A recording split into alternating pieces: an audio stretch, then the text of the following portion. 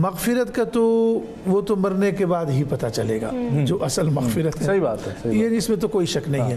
لیکن جو دل کا سکون ہے وہ دل کا سکون یہی ہے کہ میں اور آپ جو وضو کر لیتے ہیں تو جیسے ہمیں فرمایا گیا کہ اس سے گناہ جھڑتے ہیں، یہ اصل میں آپ گویا کہ ایک سکون بھی پا رہے ہوتے ہیں.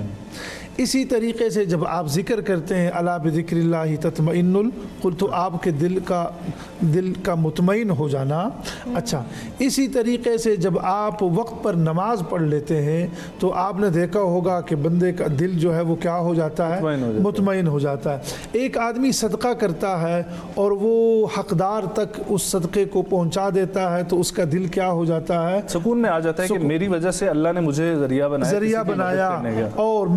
اور یہ قرآن سورہ تغابن کی آیت بھی ہے، ان تقرضوا اللہ قرضا حسنا، یعنی تم اللہ تعالیٰ کے وہ انفاق فی سبیل اللہ جب کرو گے تو اللہ کریم اس کے بدلے میں تمہارے گناہوں کو کیا کرے گا؟ معاف بھی کرے گا.